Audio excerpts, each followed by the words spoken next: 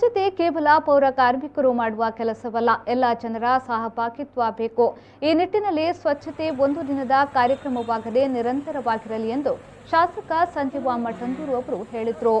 ಅವರು ಪುತ್ತೂರು ನಗರಸಭೆಯ ವತಿಯಿಂದ ಸ್ವಚ್ಛ ಪುತ್ತೂರು ಪರಿಕಲ್ಪನೆಯಲ್ಲಿ ಕಲ್ಲೇಗದಿಂದ ದರ್ಬೆ ಅಶ್ವಿನಿ ವೃತ್ತದ ತನಕ ನಡೆದ ಸ್ವಚ್ಛತಾ ಆಂದೋಲನವನ್ನ ತೆಂಗಿನಕಾಯಿ ಒಡೆಯುವ ಮೂಲಕ ಚಾಲನೆ ನೀಡಿ ಮಾತನಾಡಿದರು.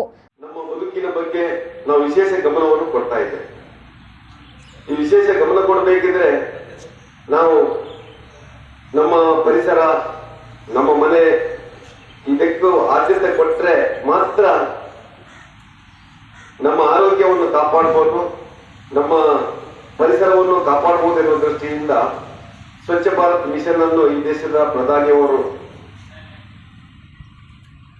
ನಗರ ಪ್ರದೇಶ ಮತ್ತು ಗ್ರಾಮೀಣ ಪ್ರದೇಶಕ್ಕೆ ಆ ಕಾರ್ಯಕ್ರಮವನ್ನು ಕೊಡುವ ಮುಖಾಂತರ ಸ್ವಚ್ಛಮೇವ ಜಯಂತಿ, ಸತ್ಯಮೇವ ಜಯಂತಿ ಅಂತ ನಮ್ಗೆ ಗೊತ್ತು, ನಮ್ಮ ಪುರಾಣಗಳಲ್ಲಿ ಹೇಳ್ತಾ ಇದ್ರು.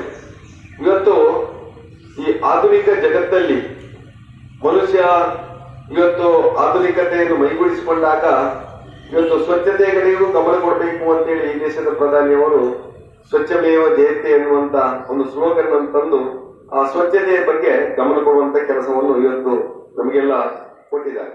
ನಗರಸಭಾ ಅಧ್ಯಕ್ಷ ಜೀವಂದರ್ ಜೈನ್, ಉಪಾಧ್ಯಕ್ಷೆ ವಿದ್ಯಾ ಆರ್ ಗೌರಿ, ಸ್ಥಾಯಿ ಸಮಿತಿ ಅಧ್ಯಕ್ಷೆ ಗೌರಿ ಪನ್ನೂರು, ನಗರಸಭಾ ಸದಸ್ಯರು ಪೌರಾಯುಕ್ತೆ ರೂಪಾ ಶೆಟ್ಟಿ, ನಗರ ಯೋಜನಾ ಪ್ರಾಧಿಕಾರದ ಅಧ್ಯಕ್ಷ ಭಾಮಿ ಅಶೋಕ್ ಶೆಣೆ ಸೇರಿದಂತೆ ನಗರಸಭೆಯ ಸಿಬ್ಬಂದಿಗಳು, ಪೌರ ಕಾರ್ಮಿಕರು ಕಾರ್ಯಕ್ರಮದಲ್ಲಿ ಭಾಗವಹಿಸಿದರು.